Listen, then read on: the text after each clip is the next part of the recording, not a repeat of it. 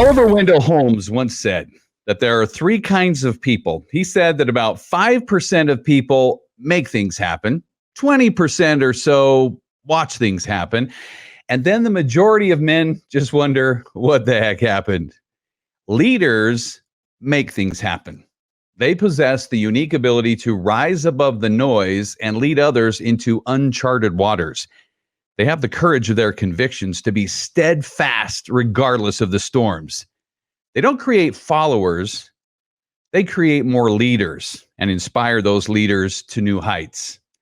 I believe America is in a crisis of leadership.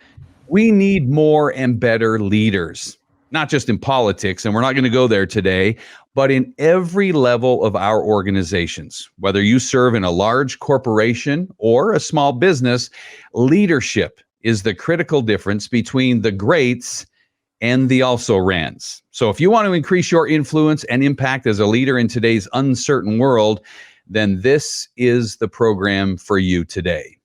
Our program today is being brought to you by StreamYard. Put the power of live streaming video to work for your business, your brand, or your cause.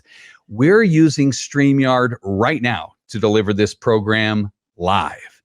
You can be a pro and stream live to Facebook, YouTube, LinkedIn, and more. Go to StreamYardCause.com and sign up and get your free account.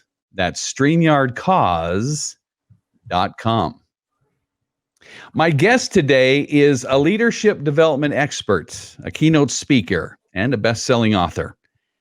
Though in his early years, he struggled with undiagnosed ADHD, he was admitted to and graduated from the University of California Irvine with a degree in political science.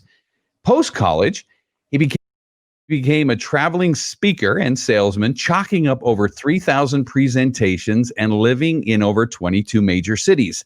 He went on to found a successful advertising agency and a software platform dedicated to serving financial service professionals. He quickly became the industry guru on personal branding and marketing when he penned the best-selling book, The Brand Called You and the Personal Branding Phenomenon. He eventually bootstrapped his successful software company from a mere idea in 2008 to a multi-million-dollar exit in 2018 without capital, partners, or investors. My guest, his business acumen, inspirational journey, human behavioral insight, and decades of real-life experience have helped him to become one of the most sought-after speakers and coaches in the United States. He speaks thoughtfully and passionately about the need for transformational leadership development in today's world. And my guest truly believes that all people and organizations have a special role in perpetuating the survival of our species, our civilization, and our planet. My guest today is Peter Montoya.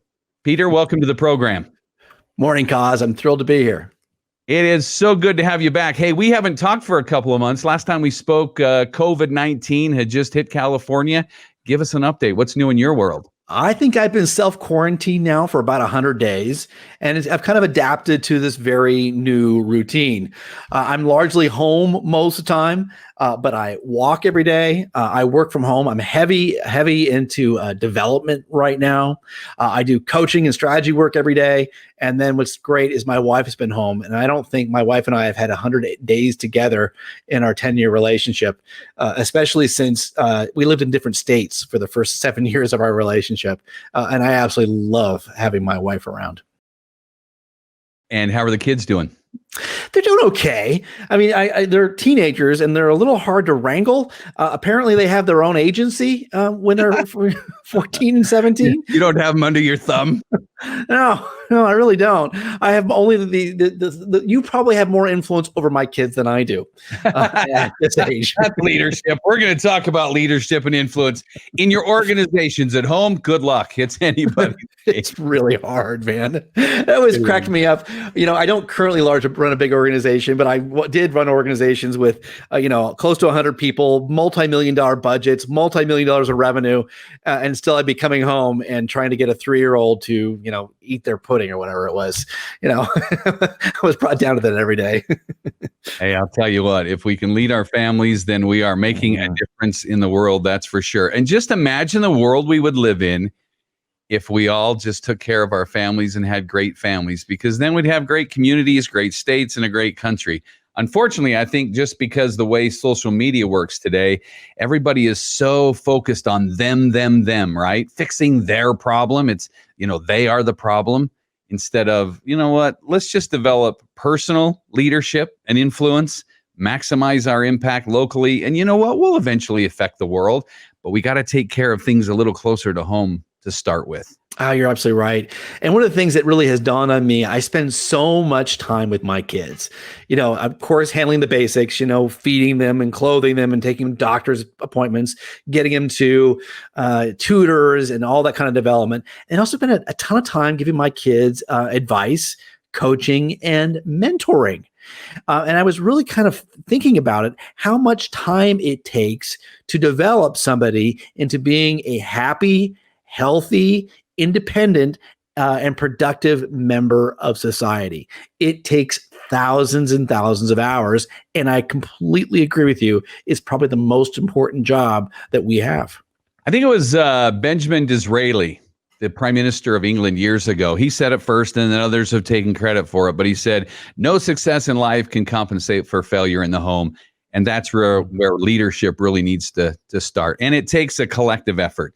So I know you and your wife have a great relationship and you're making good things happen there. But to that point, you can't force people to do things. They do have their agency. And when they're teenagers, they get a double dose of agency. And we pray for more patience. And then our kids become teenagers and our patience is tested.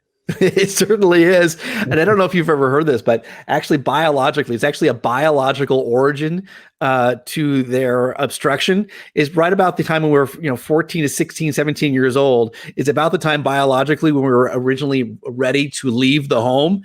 And so that rebellion is actually a way of going against your parents, going out and finding a mate, finding a friend group, and starting your own family. Now, I don't think our kids at this in our generation are actually ready for that yet. You really aren't ready till your early 20s to be out on your own.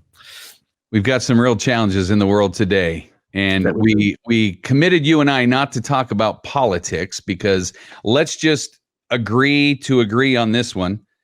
Well, I don't think we're going to have to agree to disagree. I think we both agree on this one that on a national level, even on a world level, we could use better leaders politically. But I would want to say, who wants to sign up for that? Would you run for political? No. Check yourself to that. I've got a degree in political science. My mother really wanted me to be a politician. I just didn't have the ambition or sex drive for politics. So, hey, man. We're just going to avoid politics right now and just say they need some help. We need more leaders. We need people with courage and the ability to get people to follow them into the storm. So let's specifically talk about leadership in American corporations and small businesses. You talk about in one of your programs, you talk about the leadership it factor. Mm-hmm. What is that? And how does that play into what we're talking about? So first of all, I'm a huge believer that leaders are developed. Leaders are not necessarily born that way. I think everyone can become a leader, but oftentimes we look at certain people and we go, oh my gosh, that person is a natural born leader. They have the it factor. But actually what we defined is 10 skill sets that anybody can develop to get the leadership it factor. I'll go through them as a laundry list because each one can require a lot of explanation, cause, and then you just kind of stop me if you want to talk about any one of these quick 10. Okay. Are you ready? You bet. All right. So the first one is integrity, which means not only telling the truth, but doing what you say you're going to do. Number 2 is authenticity. People have got to get a sense they know who the real you is, that you're not kind of faking it or phoning it in.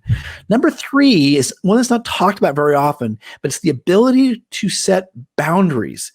And the best leaders know how to create effective boundaries and build relationships at the same time on their behalf and on the behalf of their organizations or their movements.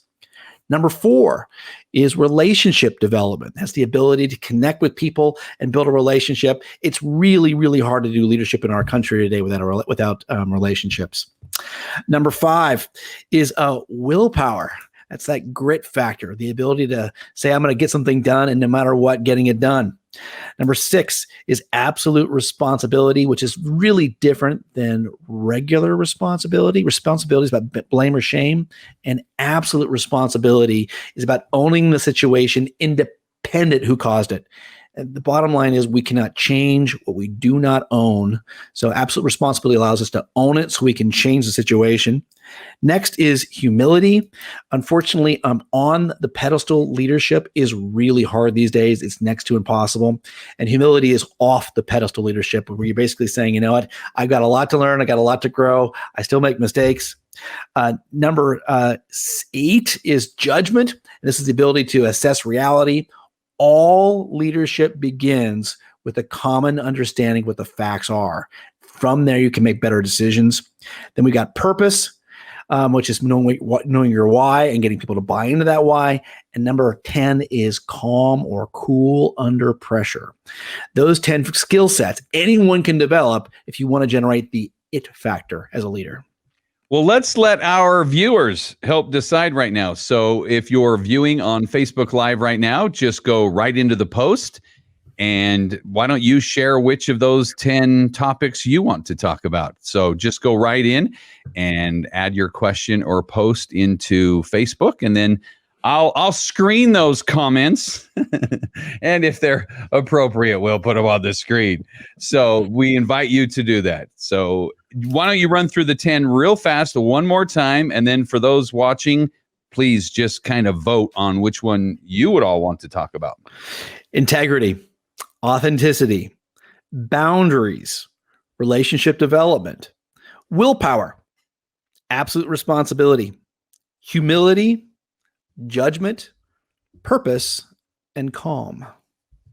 Well, I would like to start with, I think where it all starts, and I know you have them in a different order, but I'm just going to pick one and say absolute responsibility. Define that for us, and then help us understand why that's so important in leadership. And that one's kind of my favorite too. You know, you don't ever want to admit to having a favorite kid. And out of these 10, this is my favorite kid, is absolute responsibility. It gets you more than half the way there. So, you know, it's easy for us to become resentful. Every single human being on the planet has been wronged, and been wronged more than once, in a way that they are justified for being resentful or hurt and or angry. And in large part, that really is a tax on us. So resentment is a tax, which we kind of carry around. It kind of weighs on our thoughts, takes some of our processing power, and really prevents us oftentimes to moving forward. So, Kaz, I'm sure somewhere in life, someone has wronged you, either personally or in business. What is the likelihood that that person or that entity is going to come back and either apologize or make it right? What's the likelihood out of 100%? Probably not, because they probably don't even think about it anymore. Right. And they may not even know that they did it. I'm the one that keeps it alive. There you go. I'm here in my own head. So it's next to zero. Maybe it's 1%, maybe it's 2%, but it's next to zero. And so we more or less pay a price with that resentment. And also we're not able to move forward. So there's a great quote. It goes like this. Resentment is like drinking a poison pill and waiting for the other person to die. And I think that's really appropriate. Most likely, we have wronged other people as many times as we've been wronged. And by and large, we don't think about it either. Just like that, people who wronged us, they don't think about it. So absolute responsibility is about owning the situation, independent of who caused it, and then being able to say, if it is to be, it's up to me, and then moving it to where you want it to be. What holds leaders back from accepting that absolute responsibility, though? Yeah. That's an important key. I know a lot of leaders who, well, maybe they're not leaders, they're managers. I kind of mock that a little bit because I think we've all worked for managers, right? And corporations do not need more managers. Yeah. They need leaders, and managers blame others when things go wrong, and then they take all the credit when things go right. But a leader takes responsibility either way. I mean, they'll take the blame when things go wrong, and then they spread the glory when things go right. But Yeah. what holds people back from being that type of leader to have absolute responsibility? To that end, Eisenhower has got a great quote on leadership. I'm going to paraphrase. It's easy to be a leader. All you have to do is accept all the blame when things go wrong and give the credit to all your subordinates when things go right. It was something along those lines. And it is really, really, really hard in that we are self-righteous. We have egos and we don't like looking bad at all. So that's what makes it so hard for us as leaders. And I would say, I would agree with you, the great ones accept responsibility for their mistakes. They own up to it and they apologize and they move on. And I would say the bad leaders who we don't want to be like are always blaming somebody else for all the problems they face. It's an easy trap to fall in. So how do we develop more of that? So that's one of the reasons I've got humility on there. I think humility is a really important skill set. There's a couple different pillars to humility. So humility, first of all, is to look at yourself objectively, independent of kind of like your own biases, just seeing yourself what you are good at and what you are not without making yourself shameful or feeling guilty. Humility also is the ability to admit you're wrong. And I really want to be able to admit I'm wrong and apologize as close to the moment that I make a mistake as possible. And I make so many mistakes that I am so good now at admitting I made a mistake and apologizing. And when I do, it allows me to heal the relationship, to fix the problem, and then to move on versus constantly trying to cover up for mistakes I've made in the past. So humility is, just after absolute responsibility is a really important skill set. Humility really is the oxygen of our growth. And I don't know a lot of real leaders that we look around today. I should say there are lots of people in leadership positions that could use a dose of humility. Yeah. If you look at the real leaders throughout history, humility is a big part of that. I mean, when you look at George Washington, and I'm not talking politically here, I'm just talking about what he did for the country. I mean, he didn't want to be president. Mm-mm. Abraham Lincoln, I mean, there's a guy who relied on prayer to get through everything he had to go through. Mm-hmm. And he was just a lawyer from out in the middle of nowhere, Illinois, and there was great humility there. Why don't we have more humility, though? What's getting in the way? Is that because it's a corollary to not having absolute responsibility? Because they're not taking responsibility, therefore they're not humble enough to admit when they were wrong. So I think there is a lot of confusion in the marketplace on the difference between self-confidence and self-righteousness. And a lot of people think that if you're self-confident, you also have to be self-righteous. And those are actually two different things. So a lot of leaders want to appear quote unquote strong. They want to speak with authority and with force so that people actually believe them and trust them and want to follow them. And they confuse that with the ability to actually be reflective, take feedback and criticism, and admit their mistakes. So the best leaders are very, very self-confident, yet they are humble and self-reflective. You don't have to be self-righteous in order to be self-confident. I think a corollary to humility as well is being vulnerable. Mm-hmm. And so perhaps that ties directly into the one that's popping up here that folks are voting on is authenticity. Mm-hmm. Is all about being vulnerable, being real. Mm-hmm. I'll follow anyone up Hamburger Hill with a pea shooter if I believe that they're being real. And authenticity is really a lost attribute. Oh, yeah. It is so hard in our society to develop authenticity. It's really, really challenging. Most people would argue that we live in a shame society, which more or less we are bombarded with all sorts of different messages, basically telling us that we are not good enough. We're not worthy enough. We're told this in many of the religions in our country. We're told this in advertising. We are told this, and oftentimes in the work that we do, we're constantly being bombarded with we're not good enough, which oftentimes causes us to actually try to put on a phony face, kind of this, this facade going forward rather than being real. And so authenticity should be the default, but it actually has to be developed in our society society. So we're not afraid of being who we really are. Authenticity really comes from knowing who you are and having the courage to be you. Mm-hmm. Yeah, no question about it. How do we develop that authenticity? So I'm going to take a step to the side here just for a second. Okay. And it's going to sound like I'm going down a strange path, but actually it's going to make sense. I used to think there were mainly 3 legs to my overall health, my physical health. And here were the 3 legs that I knew were there. Number 1 was sleep, and making sure you're getting about a good 8 hours of sleep, of really deep sleep every night. Number 2 is diet. And most of us have a pretty good idea of the foods we should be staying away from. Number 3 is physical fitness. And I thought these 3, up until about 3 years ago, were the only 3 legs I needed to worry about. As it turns out, there's a 4th leg to your physical health. Cause, I'm going to put you on the spot. You want to make a guess what that 4th leg is? And it's going to tie back into authenticity here in a second.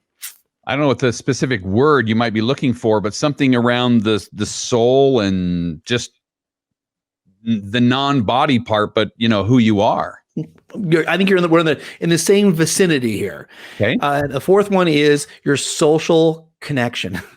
And how about your social connection? There we go. And that oftentimes makes it feel like we're feeding our soul. We kind of feel like our love cup is full. We feel, acknowledged and real, so we can give the most of ourselves to other people. So it turns out that we need about 3 to 4 hours of what I'll call good social contact every single day. Now, good is subjective, but it usually means face-to-face. It usually means you're not playing a video game or watching TV. It means you're actually connecting with people. You're talking about real things. And when you have 3 to 4 hours a day of good social contact, along with sleep, which means your stress is a lot less, along with eating well, this dramatically fills your tank up, your kind of your battery. So you have the courage to be more vulnerable, to be more real. For nearly 20 years of my business career, I was working 60 or 70 hours a week.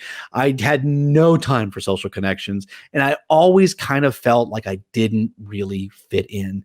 It wasn't until these last 5 years when I've really made a habit, a discipline, like I do exercise and sleep, out of seeing my friends 3 or 4 times a week, that I feel much better. It dramatically increases your self-confidence and your self-esteem, making you more authentic. Then we are in a world of hurt right now. Mm-hmm, we are. In our discussion a couple of months ago with COVID and everything that's happening and people working virtually and remotely, we're more disconnected than ever. So how we are. That social connection Of despair. I haven't seen the most recent numbers, but they were starting to trend upward as the pandemic struck. Diseases of despair are anxiety, depression, domestic violence, addiction, alcoholism, and suicidal ideation. All those things have been ticking upwards as we've been involved in this pandemic, and it's really quite troubling and fearsome. I'm with you on that. And the best thing you can do, by the way, is this. You can do Zoom calls. I still schedule at least one Zoom call for 30 minutes on a social basis almost every day. That's what started this whole thing. I was supposed to be in Africa, and then you and I talked a couple months ago, and we got Cause TV going a little ahead of schedule. So thank you, Peter. I like thinking I'm the impetus. I love hearing that. You're the impetus, and I'm the catalyst. So there's our brands. I love Brene Brown's quote, and once again, I'm going to paraphrase it. It's something like, the opposite of authenticity is fitting in. It's the things that you do to say, gosh, I hope people like me, and I'll dress a certain way, and I'll behave a certain way so that I don't stand out. And that's the opposite. That's a good way of looking at authenticity. Authenticity is really a deep subject that I think we could all learn more about and strive for each and every day. It is a journey of discovery. What we see is just fake. A lot of times it is. Yeah. It's really hard. So I really celebrate those people. When I do find authentic people, I really celebrate them even when they fail. Well, for you watching, it's very difficult. It takes incredible self-confidence and courage to be a vulnerable, authentic leader. But it's such a critical key, So take the time to be introspective of how well you're doing right now as far as being authentic. And then what can you do to be more authentic? And authenticity is not something that you do. Authenticity is something that you are. It's part of your being. So strive to be more authentic. And that means vulnerable, humble. It's really a lost art in leadership today. Let's talk about the next one that's coming in. And folks are saying, how do you mean boundaries in leadership? Oh, yeah. Boundaries. Boundaries is one of my favorite and funnest topics of whenever I'm doing trainings is on boundaries. So boundaries is more or less where, I stop and you start. It is more or less the rules of what it is to be with you. It is what is and what is not okay. If I was driving in your car, could I touch your radio without permission? Could I give you a hug if I didn't know you? Could I knock on your door and just come in over for dinner without being invited? Those are all boundaries. And a lot of them are social norms, but each one of us has our own boundaries. Those, it's no, yes, yes. Right. And oftentimes they're different for different people. My wife can probably hug me about 24 hours a day, 7 days a week if she wanted to. Yet somebody I don't know, I may not take a hug from if I didn't know who they were. So yeah, we have different boundaries for different scenarios and different times. And so what has been happening most recently in our society is people think that telling people somebody else no is being mean. Like, maybe I'm not comfortable giving you a hug, or maybe I don't want to go out with you, or maybe, I'm not interested in whatever you want to talk about there. And rather than saying no, people are just severing relationships, which has been really detrimental. It's one of the reasons we are so lonely. The average American had about 4 good friends back in the mid-1980s, and now the average American has less than 1 good friend. And the reason go ahead, Kaz. No, isn't that amazing? Yeah. That's a tragedy. It is a tragedy. That's an absolute tragedy. So if push came to shove and you were in a tough spot, whether your car broke down on the freeway or whatever, most Americans don't have someone to call. Correct. That's what absolutely a tragedy. Right. It is. It's really, really worrisome. And I think the major culprit is screens. So computer screens, TV screens, tablets, and your phones. And more or less, we can get dopamine off of those screens whenever we want to. And you know what? It's not a complicated relationship. If I don't like this, I change the channel. I go from a game to social media. I go from social media to the news. And it's a lot easier than a complex relationship. So relationships in leadership, in establishing boundaries, that needs to happen from the get-go. Mm-hmm. Right? It's a little tough to come to the party a year into a leadership responsibility or a leadership role and say, okay, this is now what I expect of you. Right. So to me, boundaries also means expectations. Exactly. So correct me if I'm wrong. Yep. But wouldn't a good leader have those expectations, those boundaries with those that they lead and that they expect to follow them? Is, look, this is what I expect of you, and then having high expectations. Because a leader gets extraordinary performance out of just ordinary people sometimes. They absolutely do. So you're absolutely right. A boundary is an expectation, and expectations are best when they are articulated. There are a lot of ways that leaders articulate their expectations. It is done in the company charter when it talks about its mission and its vision and its values. It's done in the company training. It's done during the hiring process. I used to think that hiring mainly was for recruiting and more or less to set expectations, but also I discovered that the hiring process is really important for training and instilling the values in a company. It's also done in an employee manual. So there's lots of different ways of setting these boundaries, and a good leader sets them up front rather than just waiting for you to break them and then coming over and making you wrong. The whole idea with boundary enforcement is to preserve your boundary while strengthening the relationship, not punishing people. And is that then being very clear about what are the non-negotiables and the negotiables within the organization, those types of things? Oh, absolutely. Both with you personally and in the organization. And you almost know whenever you talk to somebody if they're a powerful leader or not, because almost always powerful leaders in the first conversations are setting a couple boundaries. And these are really important subjective cues to the person receiving it, is it more or less teaching us how to treat them. We basically know when someone sets boundaries, they respect themselves enough that they expect you to respect them as well. So boundaries are drawn all the time. They should be done early and often. If you do not enforce a boundary, it's basically not having a boundary at all. I would agree with that. Yeah, if we don't enforce those expectations, then they weren't real from the get-go.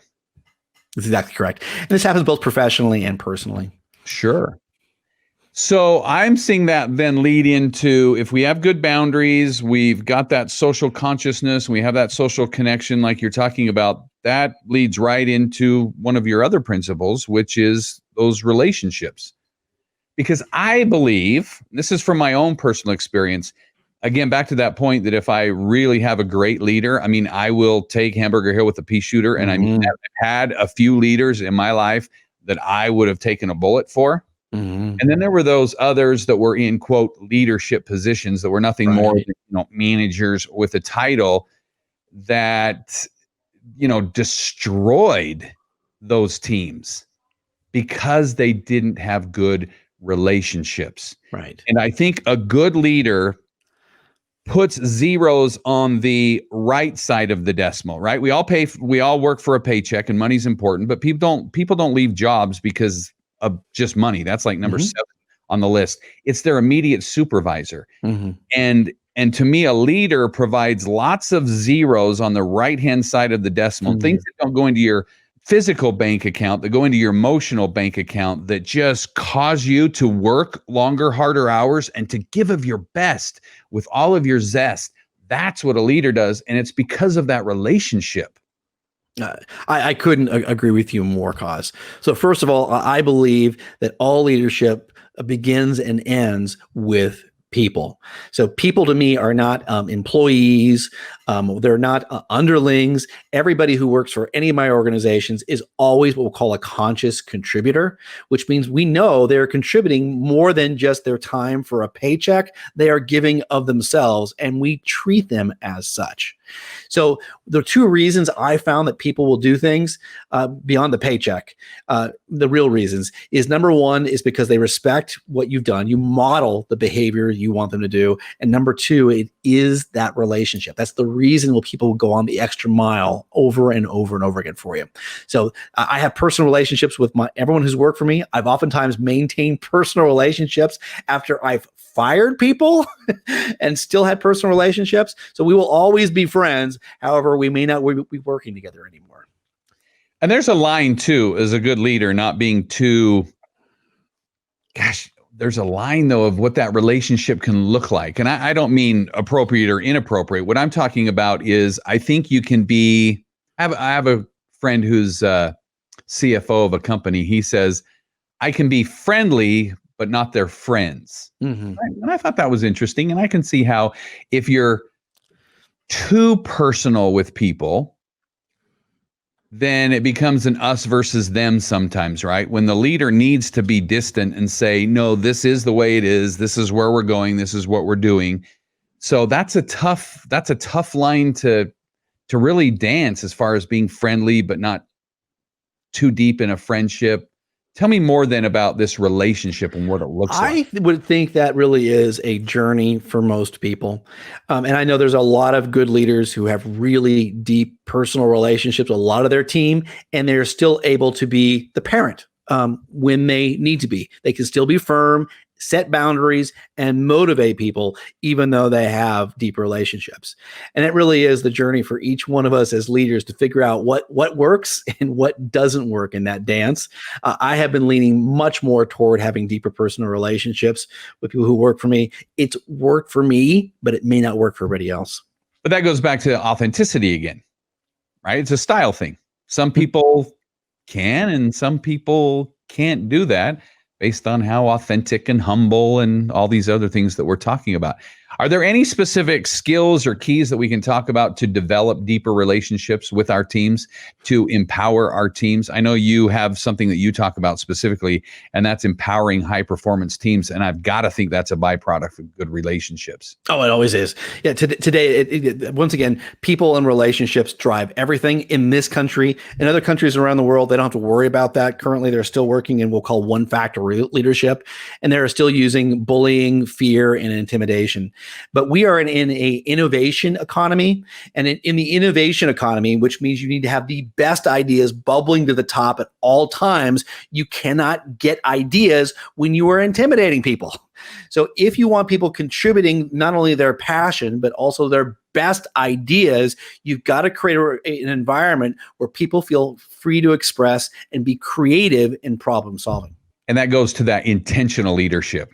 It's a buzzword that's out there right now. We've all probably seen that video on YouTube about the submarine captain. Who inherits the worst submarine record for that crew and everything. And then he realized, you know what? If I just empower them and get out of the way, they'll do what they're supposed to do. Right. So a good leader, because of those relationships, empowers people, and then in many cases gets out of the way because they don't need to ask for permission at every turn. I mean, if a leader is in that role of, mother, may I do this? Mother, may I do that? Does this email look right? Does this look right? Then there's no empowerment for the organization to be bigger and greater than its individual parts. You're absolutely right. It's a fantastic video, and I will share that in the comments after we're done here recording. I'll find it and put it in the comments. And more or less, what he does is gives a formula for empowerment. So if you want to empower your people, here's what good leaders do today. Actually, let me take one step back. So leadership has dramatically changed. 30 or 40 years ago, all leadership was top down. More or less, the job of the leader was to do vision, strategy, all of the thinking, and also tell people what to do. And that is the old model of leadership, and we'll call that one-factor leadership. Today, modern leaders are working on a five-factor leadership, and they realize they need partners, these contributors along with them along the way to make things run better. So if you want to empower your people, and this happens probably every single day in corporate America, one manager says to another manager, "Hey, we got to empower our people." The one goes, "Yeah, that's a great idea." What does that even mean? So let me tell you the formula for empowering your people. Number one is instill your mission in your people. Make sure your people are completely and totally aligned with the mission and the why. So where are they going and why are they going there? And make sure they feel it at a really deep level. They've got to be aligned. Number two, we talked about it earlier, is absolute responsibility. And you want to drive as much authority down as possible as you can. And if you remember the video, the captain only kept one line of authority, and that was firing of weapons. Everything else he pushed down to his officers and to the crew.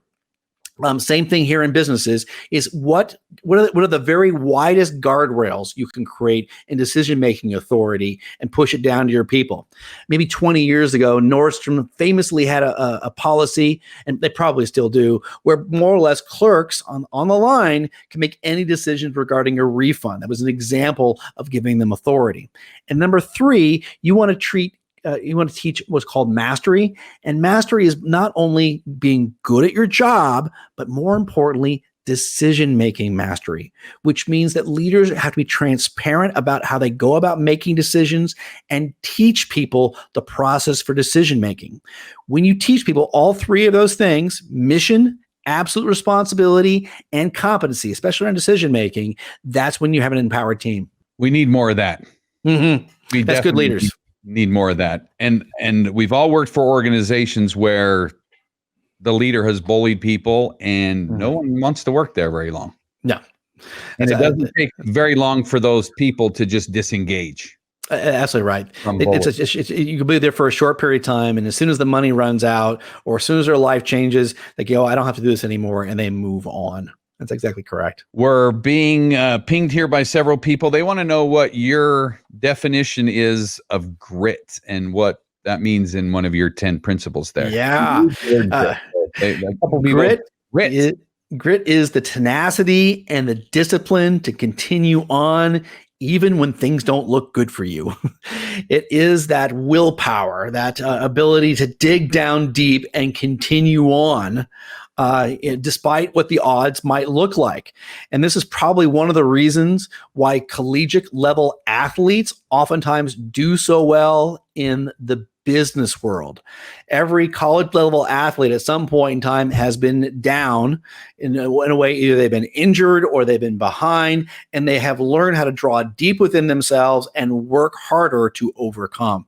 And I think I read one statistic that said something like 60% of all female executives in Fortune 500 had some college level competition experience. It is a really important skill set. Well, they've learned how to lose. Yeah. And or pick themselves up with losing, and how did they get creative or hustle harder so they didn't lose? But I also think it's important to learn from losing. And a good leader has lost before and knows what that tastes like, and is willing to try to avoid that loss. But if they do lose or they fail, and maybe this is part of that grit, but I believe good leaders fail faster. Yeah. I've heard that before too. What you first want is you want success. The second thing you want is a fast failure, so you can learn from your mistakes and move on. And then the third thing you want is an absolute a slow failure. That is the worst thing in the world. Give me a fast failure. I can learn from my mistakes, lick my wounds, and then move on. Well, and good leaders are fast decision makers. They make their mind up quickly and they change their mind slowly, where people that suffer from analysis paralysis, and therefore why they've always been followers, is they take forever to make a decision and then they change their mind quickly. But good decisive leadership takes grit and courage. It does. So much courage, because so oftentimes we're at the forefront of the unknown and we don't know where we can go. So I have oftentimes said the following, the best thing I can do as a leader is make a good decision. The second best thing I can do as a leader is make a bad decision. And the third worst thing I can do as a leader is make no decision at all. I much rather make a bad decision, make a mistake, and then pivot and make a better decision. Yeah, and don't be afraid to fail as a leader. If we look at the annals of history, the greatest leaders were some of the greatest failures.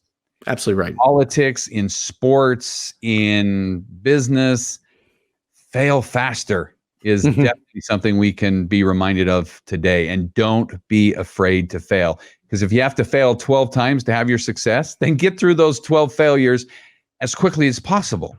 I couldn't agree more. I have failed more in business than I've succeeded, but thank God my successes have been bigger than all of my failures. I've been very fortunate that way. And I love this quote. There's a Japanese proverb. It goes, fall down 7 times, stand up 8. Well, years ago, the CEO of Amoco Oil, when they were really heavy into exploration and just doing amazing things, I love what the CEO said. Somebody asked him how they were so successful during that era, and he said, "We drill more holes." Right.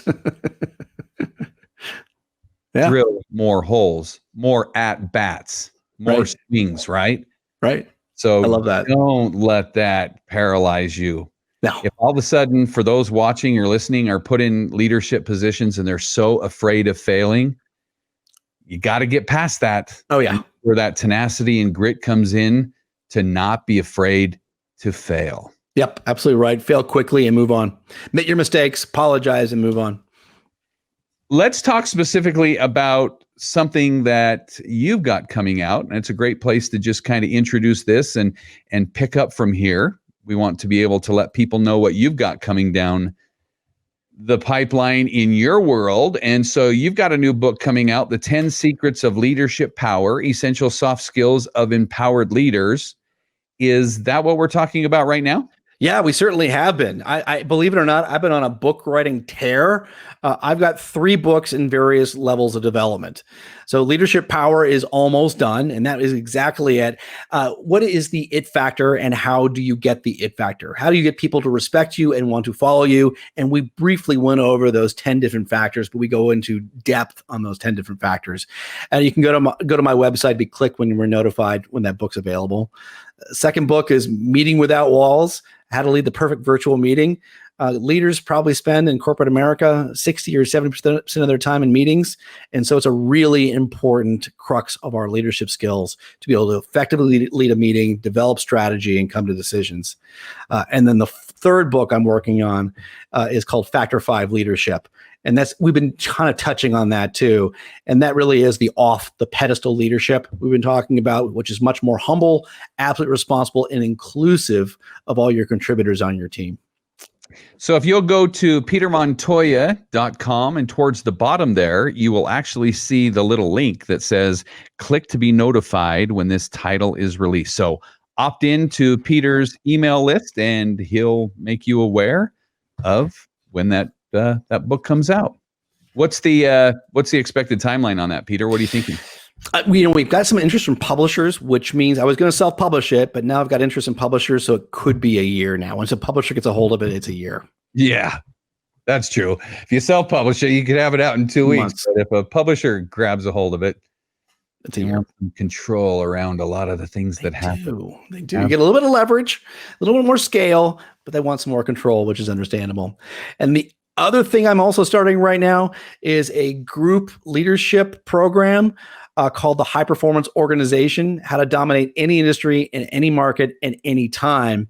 And I'm doing a master class every month, which is a webinar to actually lead through that process, which you can also find on my website, petermontoya.com. What can some of our listeners start doing today to be better leaders? Let's give them some action items, some things they can actually do to start to be a better leader. So, our brains, what they really are pattern recognition machines, and they're probably the greatest pattern recognition machine on the planet. So, you've probably looked up at the clouds before and gone, oh, I can kind of see a rabbit there, or I see your face right there. And that's our brains creating these different patterns. We also do this in business. We go, here's what the pattern that I'm noticing. Here's where I think people are going. So we have a pattern recognition machine, which also allows us to have a predictive machine, which we go, okay, here's what's going to be happening in the future. And so what good leaders do is they start packing their brains with more information, so they basically can see the patterns better than anybody else, so they can predict the future. If I can impart one word of wisdom, one idea to anybody who wants to be a better leader, and that is start reading a book a week or a book every 2 weeks.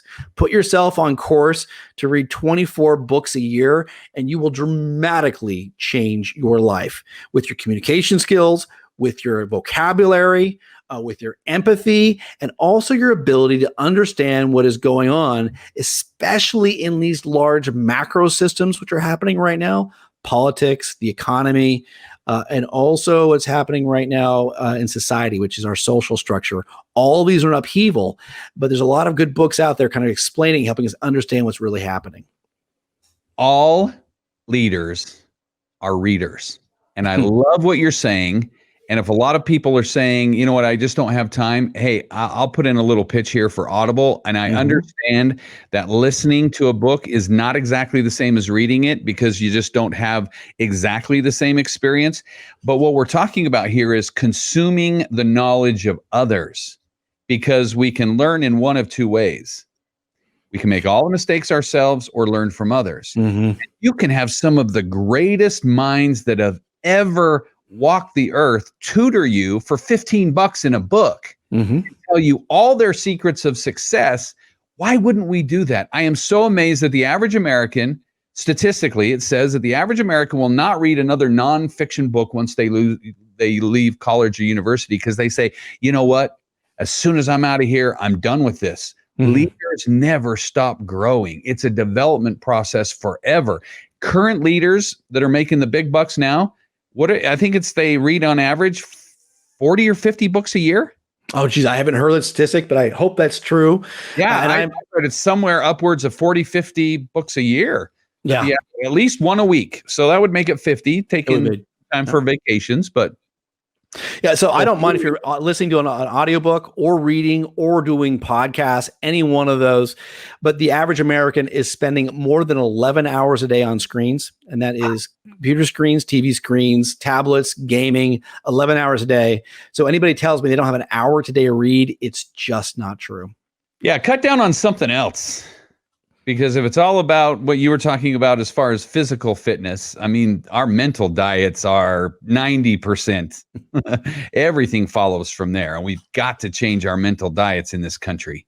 I Not would agree with just that. leaders changing their mental diets. I think a lot of what we're seeing in the world, and particularly right now in America, with just everything that's going on, is we've been consuming too much crap Yeah. physically and mentally, and now it's being exhibited in our behaviors, because that just didn't percolate and pop out one day. That's been harbored for a long time.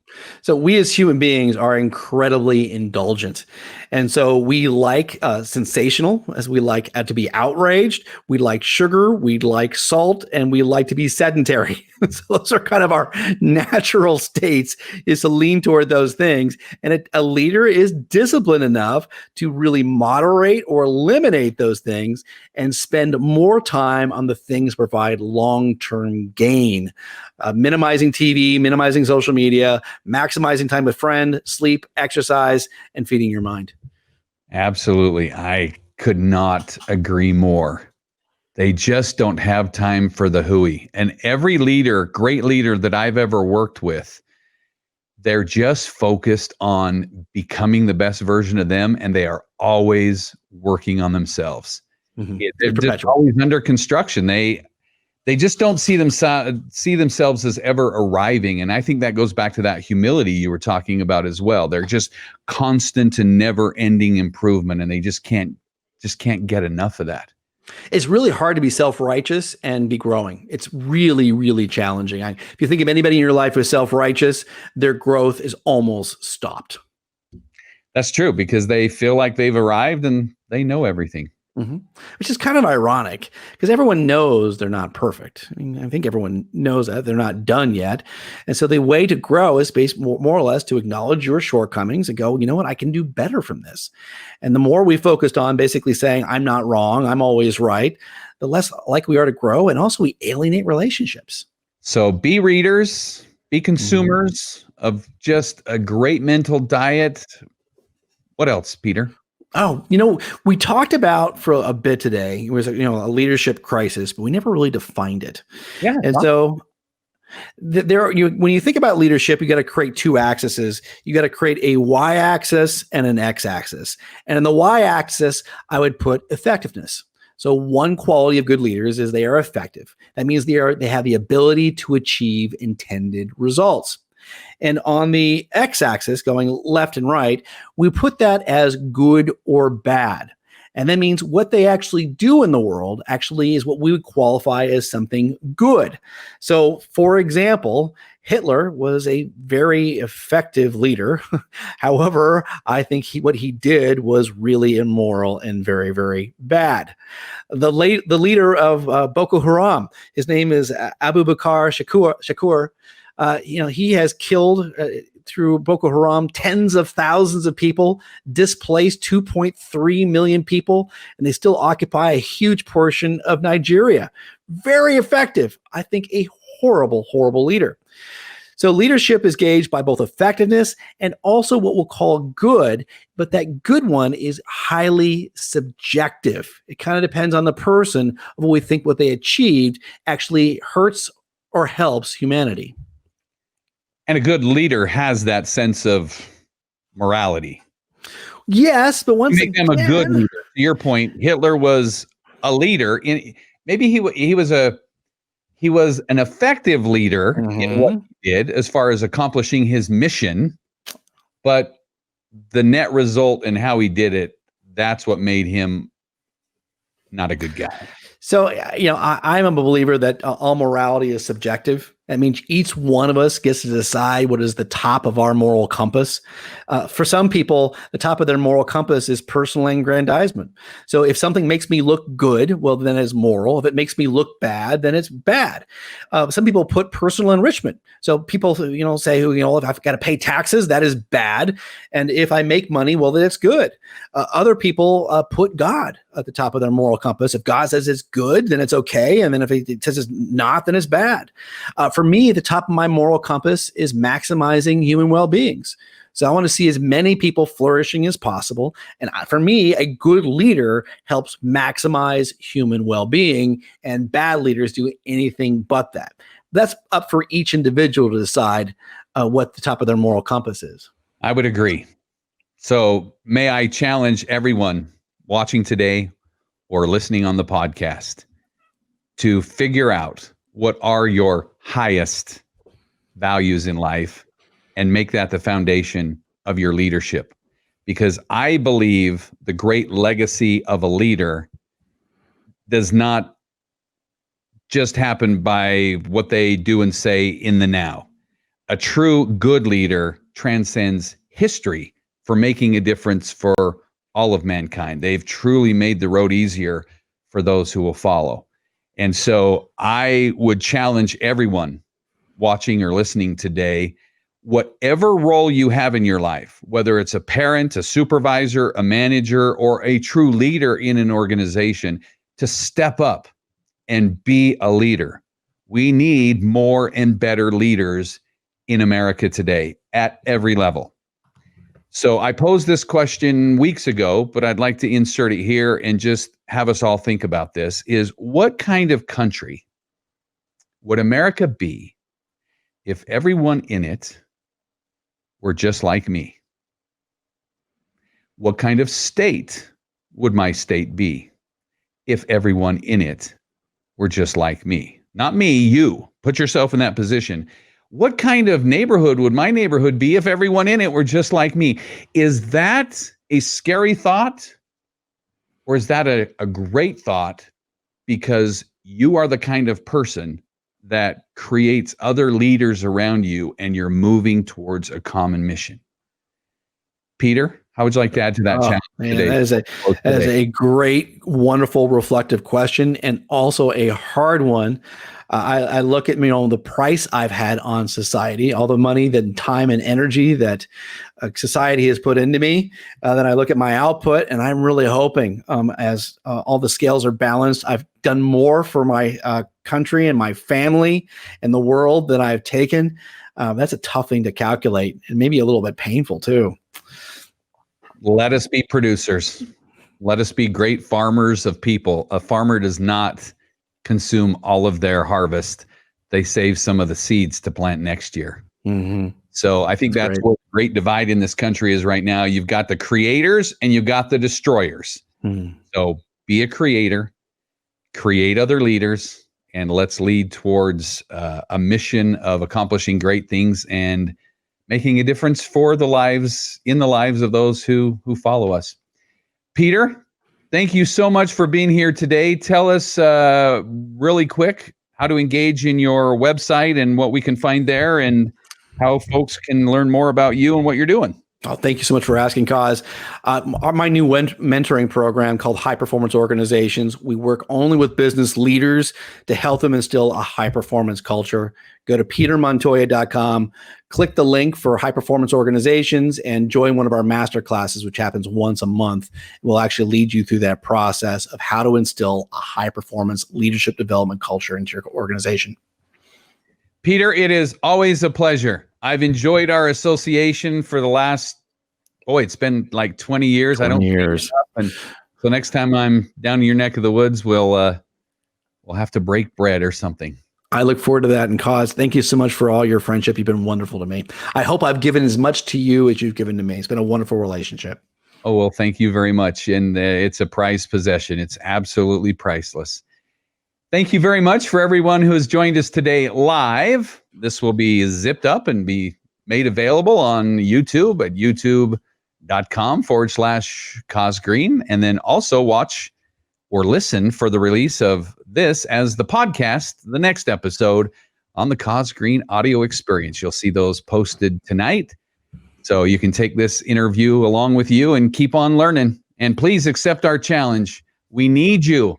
We need you to be an impactful, influential leader. Please join the cause, CAUSE, in becoming a great leader. Peter, have a great afternoon. Thanks, everybody, for joining us. Todd.